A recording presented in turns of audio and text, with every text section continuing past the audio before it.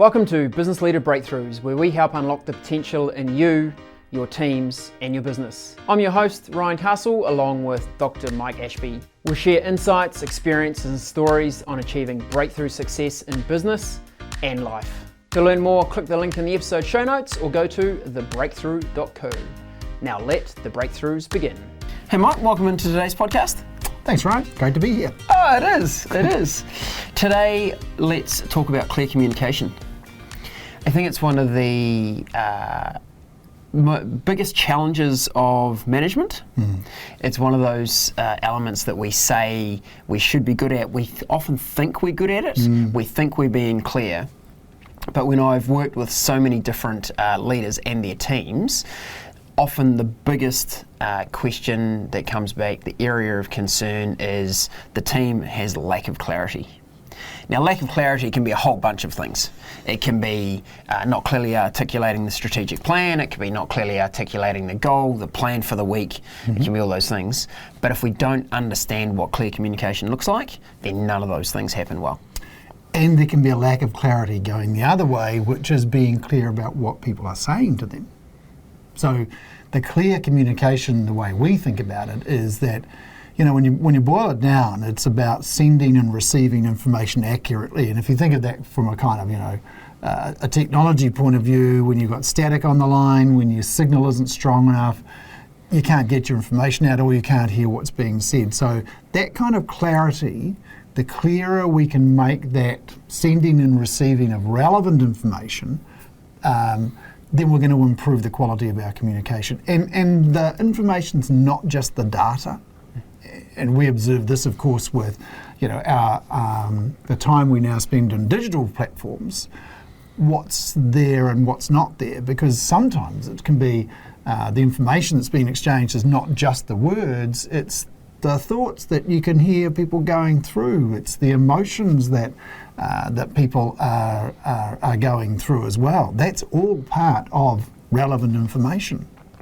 In the various amounts of research, but they say that around 60 or 70% seems to be the common is non-verbal in terms of your communication. Yep.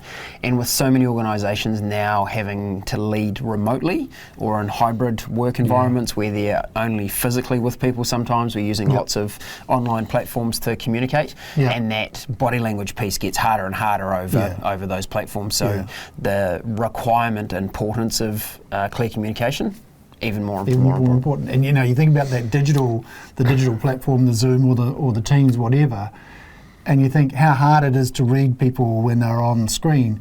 And when they turn their camera off, it's completely impossible. They are completely blank, literally in every sense, aren't they? So, that's a great example of the range of information that surrounds the words. What's your view on people turning their cameras off? Oh, wrong. Yeah. It's just wrong. I mean, that they're just doing emails, right? Well, or they're not there. They just... Yeah. For me, the equivalent is coming to a meeting and then sitting under the table. Yeah, so people can't see you. Like, I just don't understand. And certainly any meeting I was leading, that's part of turning up to the meeting and being present is having your camera on. And not sitting under the table. So we've talked about the communication, it's two-way. So sometimes it's that the person talking at the time is not being clear with what they're saying. And then as a listener, you can be not listening to what's being transmitted as well. So, and it's going through filters on both sides, how we speak is being filtered and what we hear is being filtered, Whether we're actually present in the moment as well. If we're sitting there in part of a conversation, but we're really thinking about that next thing on our to-do list or who just won the football or something, doesn't work. Yeah. And, I've given up arguing the proposition that grunting while reading the newspaper is actually a legitimate form of communication. I gave that up when I gave up newspapers, actually, which is quite a long time ago. Okay, so what should we pay attention to? Well, definitely, as the speaker, the sender, what you're saying, and it's not just the words, it's the tone, it's what's going on for you, what's your state of mind, what's your state of being? And then pay attention to what's being said, and of course, from a listener's point of view, it's not just the words that are being said, it's the way things are being said and what's not being said. So in the work context, speaking clearly means having these things are true just They are true of human communications. And it's just, in particular, taking them to work. And it's having the courage to speak your truth, which is really your judgment about what's best for the business. That's what you should be most focused on. We have a saying, where there's insight, there's responsibility. In fact, it's on our wall. This is my job. It's hard to speak the truth, and it can also be very hard to hear it. So, as managers, we need to give people the courage to be clear with us, to speak their truth about their thoughts and feelings, to invite people to contribute. Yeah. Good example of where there's insight, there's responsibility. We've had a new team member join us just in the last week. She picked up one of our workbooks and within looking at it for 30 seconds, turned to one of the other team members and said, if I spot a mistake, who should I talk to? What should I do about that? A brilliant example of where there's insight and there's responsibility. Yeah. As a new team member, you might be very conscious of going, I don't want to upset the apple cart. I don't want to come here and identify that there's something not where I think it should be. Yeah. I thought that was a great example of how someone living our values from day one. Totally. And it was good for us. We're like, that's a good hire. She did again this morning. Oh, really? Pointed out 2 inconsistent kind of messages, which, on page 7 it says this, and on page 27 you've changed your mind. And, okay, thank you. Yeah. And look, from that point of view, what do we get? There's no option but to say, yes, that's the truth, and thank you for that. We'll fix it. Yeah, and as the receiver of that information, it's not a criticism. No. It's just that person in that moment is doing the right thing for the business, which is going, I've identified something that's not at the quality standard we should be aiming for. Yeah. So, here it is. Here's the feedback. And it's not a personal attack. No, that's right. And no filters and no kind of smart assery of kind of, look what I found out today, clever. It was just, look, here you say this, and then on page 27 you say that. It's just, they're not consistent. True. Yeah. Yeah.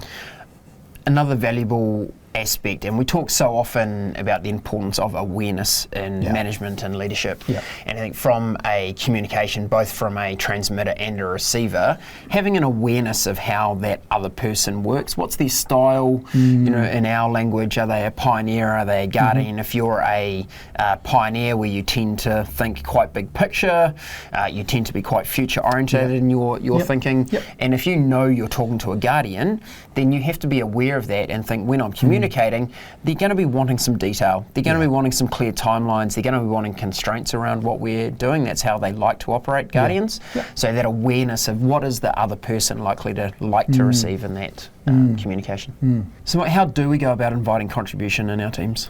I think you have to establish in your own head an open listening mindset, and that's about affirming that I respect the other person's beliefs, their opinions, their values, their feelings, their shorts and their shorts. Really nice pair of shorts. The shorts. Not what I'd wear, but I respect them. But I respect them, and your right to wear them, by the way, and your desires too to vote perhaps better shorts. So but you got to respect people for where they're at and who they are.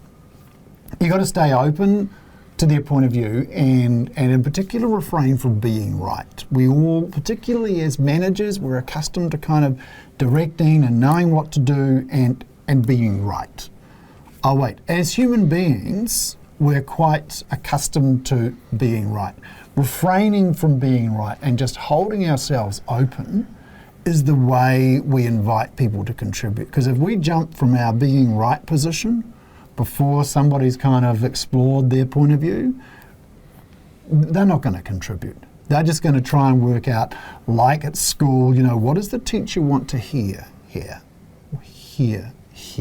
Yeah. What does the teacher want me to say? And I'll say it. That's not a contribution. If we're not open to the other person's point of view, if we don't actually respect their views or them as people, open listening, clear speaking is just not going to be possible.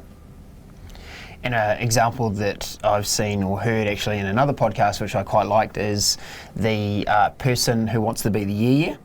The yeah? The yeah. Yeah. So when someone else is trying to communicate and they won't let that person finish, they want to butt in with their own contribution, perceived contribution. Yeah. And my thing is this. Yeah. Oh, yeah. I like so that. don't be a yeah. Yeah. Get it. Okay, so active listening. Pay attention. It's the mindset piece. It's the active mindset. Pay attention to the words, to the tone, to the body language. I loved what somebody said from the active versus reactive module. They talked about, I'm going to listen with my eyes. And I think that's a lovely phrase, listening with my eyes, and keeping my body language open also, remaining open, keeping eye contact, smiling, not kind of, I've got my arms folded, not sitting there on my phone or my computer or whatever, right? So then listening for energy, and this is something that I think we've probably developed over time in our coaching business over time, was where was the energy, was it up or down? And following those kind of flat spots and going, what's going on there? And looking for the high spots and going, that's what this person's really about. Are they enthusiastic, or are they anxious, or are they hesitant? What's triggering that? Because then we can ask some open questions. We can, and you're great at this. You ask open questions, or at least respond with some signal that says, oh, that's interesting. Can you tell me a bit more about that? Tell me what's going on here. And then I think the other part of it is summarising what you've heard the other person say. What I hear you saying is, have I got that right? So what are some of the things that you do as a podcast host extraordinaire? Oh, I think picking up on that stream of thought, what's really going on here, and what's really going on here could be about the whole person. It could be actually what we're talking about here is not the real issue. Yeah, you might have some challenge. You might be overrun with responsibility and things you're trying to get done. So it's actually not about this one thing. We're actually talking about capacity management. Yes. So it might be about what's really going on here. It might be about identifying the full aspect of the person, what's going on for you before you even walked in the door today. Are you in a good energy space? Is there something going on in your personal life that we should talk about that before we try and address the work thing? So there's the whole person piece. I like it. Yeah. I think that trying to provide a summary, what I've heard you say is that playback is so powerful, because so often we've had, you said something, I thought I listened, we walk away from the table with completely different understanding of actually what was trying to be communicated. For sure. So I think that playback gives us the opportunity to do that. And one of my favourite questions when someone is particularly giving context or trying to give insight to what they're conveying is just two simple words, which is, and what else? I think that's three actually. It is and actually. What else? But that's the else. And what else? And so often gold comes out of that. What else? Because there's all these other things that they haven't yet communicated, which are really useful. So then, and what else? It's sort of like I love the idea of creating space. I like the idea of creating space in my work, and that means getting rid of low value stuff so that I've got space for a higher value contribution. I like the idea of creating space for creativity, physical and mental and emotional space. But what you're talking about there is space for people to go a little further. And it's like, I don't know if you've ever worked with somebody who was,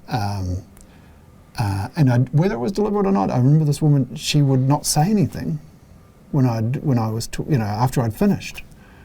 And the silence would get so uncomfortable for an expressive like me, I just couldn't stand it and would have to fill it in. That was actually a bit manipulative in some ways. I began to kind of manage myself a lot better and just shut the hell up.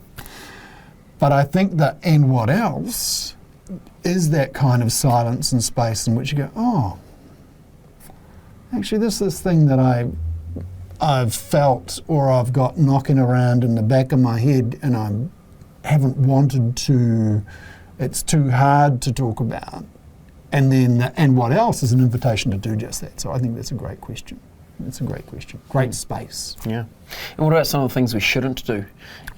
Well, I think as part of that space, I think it's a good kind of theme, really, creating space in the active listening. One that I will take into the next version. So this has been a very useful conversation because it's a nice theme around listening is really about creating space for people to contribute. And of course, interruptions kill that. They just kill it dead. You want to see where the conversation's going to take us. You don't want to jump in on things. I think you want to observe how your own mind, when you're listening and giving that space, how it's making judgments as they talk. And then making space. See how I'm working the theme in already? Oh, this is good. You decide to ignore the judgments. You decide to leave the space open. I think they're great things to do as a way of encouraging people to make a bigger contribution. And I think as a leader, if you're finding the conversations with your team members frustrating, or you're feeling like you want to jump in and give the answer, a great leader doesn't keep doing everything. A great leader coaches their team to go, if we would have this type of conversation again, what I might like you to give consideration to in advance are these things. What's our impact to customer? What's our impact to supplier? So as a leader, we might be able to go, oh, that idea you've raised, I can go and think about all the other things going on. Actually, I'd like you to think about those things before you come to the table next time. Yeah. I think that's, it's the teaching the person to fish rather than doing the fishing all the time, right? And I think that's what good leaders and good managers do. They help grow their people's capabilities. So the next time you have a similar conversation, we've added some more skill, we've added some more development, so that's an even more quality conversation in the next time around. And again, in a way, you've created a space for people to explore their conversation outside of the face-to-face. You've actually given them the opportunity to make a bigger contribution, to go away and think about it. Now, this is very important, when you talked before about the different styles. One of the things in listening and making sure that people have the space to make the biggest contribution is, especially for the guardians and the integrators, is give them that advance warning. Give them a kind of heads up about what you're going to be talking about.